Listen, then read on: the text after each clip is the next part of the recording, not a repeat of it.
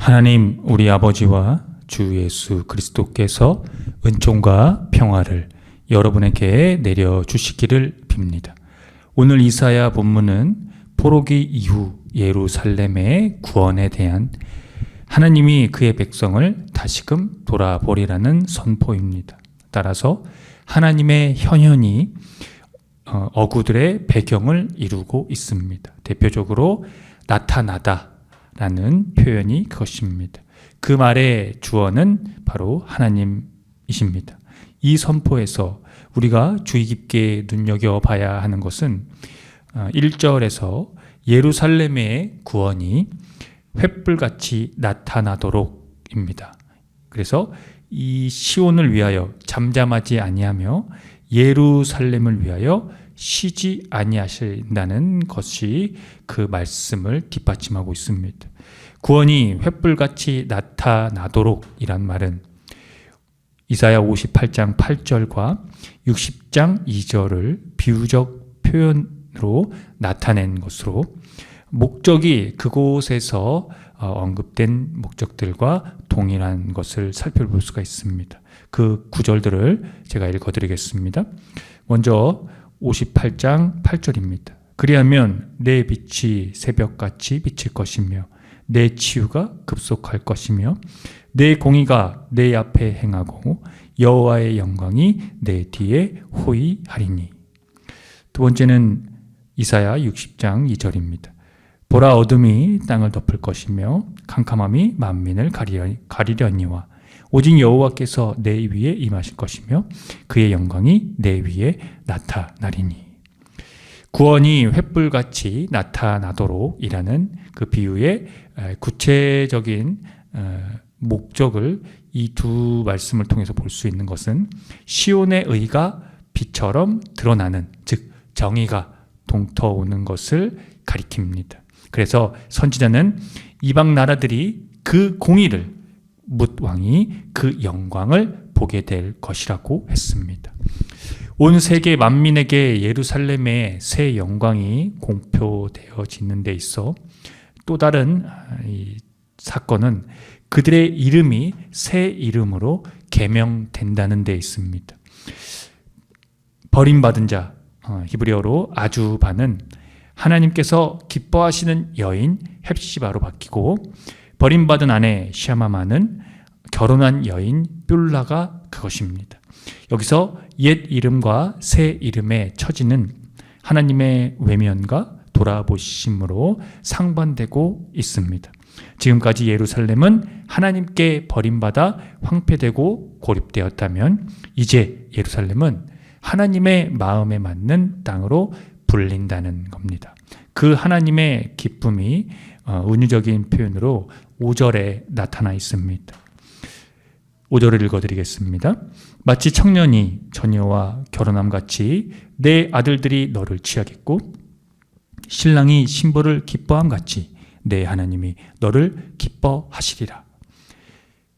신약성서 기자들은 이방 나라들이 그 공의를 뭇 왕이 그 영광을 보게 되는 이 하나님의 기쁨의 절정이 예수 그리스도에게서 드러났다는 사실에 집중하고 그것을 일관되게 증언하고 있습니다. 첫 번째, 요한복음 기자는 예수님의 어머니와 제자들이 참석한 어느 결혼식에서 예수님의 최초의 기적 장면을 수록하고 있는데요. 기자는 그 기적에 대해 이렇게 말하고 있습니다. 요한복음 2장 11절의 말씀입니다. 예수께서 이 첫 표적을 갈릴리 가나에서 행하여 그의 영광을 나타내심에 제자들이 그를 믿으니라. 그렇습니다. 예수께서는 율법을 성취하시고 초자연적인 힘을 지닌 자로서 제자들에게 신앙의 대상이 되셨습니다. 여기서 표적은 예수께서 영광을 받았음을 예시합니다. 즉 표적은 하나님의 영광의 현시라는 의미입니다. 그것을 조금 구체적으로 설명을 드리면 표적은 예수는 그리스도이시며 하나님의 아들이라는 사실을 믿도록 하기 위해서라는 것입니다. 그러므로 제자들은 이 예수님이 행하신 표적에서 예수님의 이 영광이 현시되었기 때문에 믿을 수 있었다는 것이 상응하고 있는 것이지요.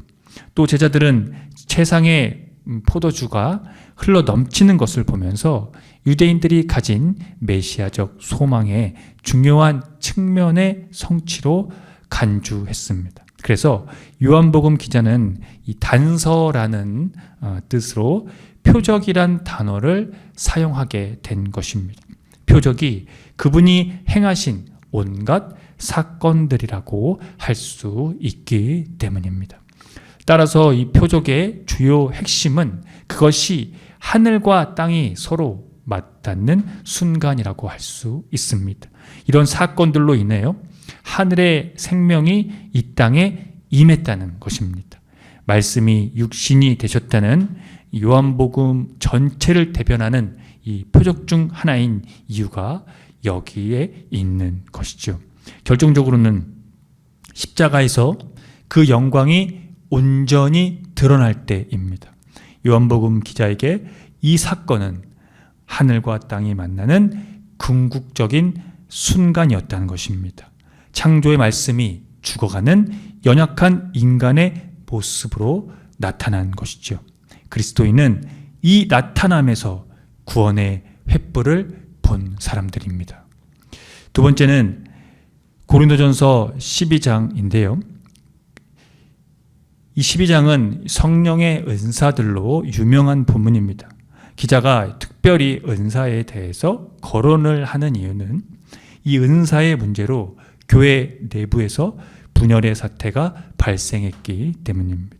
그가 이 문제를 해결하기 위해 먼저 정확히 하고 있는 부분은 3절에서 이를 밝히고 있는데 그것을 제가 공동 번역으로 읽어드리겠습니다.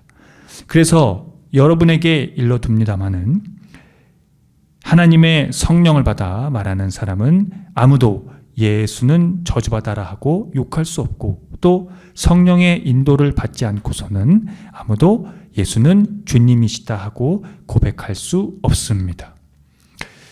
은사들이 작용되는 교회의 존재, 즉 그리스도인의 존재는 앞서 언급한 대로 예수께서 행하신 온갖 사건들을 단서로 예수께서 그리스도이시며 하나님의 아들이라는 곧 예수는 주님이시라는 고백에서 이루어져야 한다는 것을 정확히 말하고 있는 것입니다. 그 이유는 예수 그리스도가 주님이심을 증명하게 하는 것은 하나님의 성령의 활동이기 때문입니다. 그러므로 은사와 직분과 사역은 여러 가지가 있으나 성령은 같고 또 주는 같고 하나님은 같으신 분이시니 각 사람에게 성령을 나타내심으로 유익하게 하기 위해서라는 것을 피력합니다.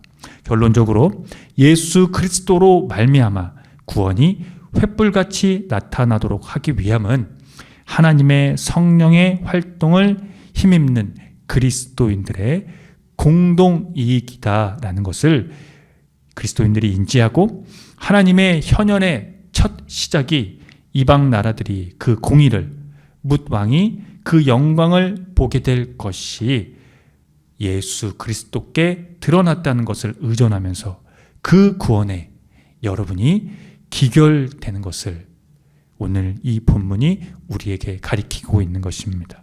따라서 그 본문이 가리키는 대로 여러분의 삶이 그 구원에 기결되도록 그 구원 앞에 살아가도록 기원합니다. 함께 기도하겠습니다.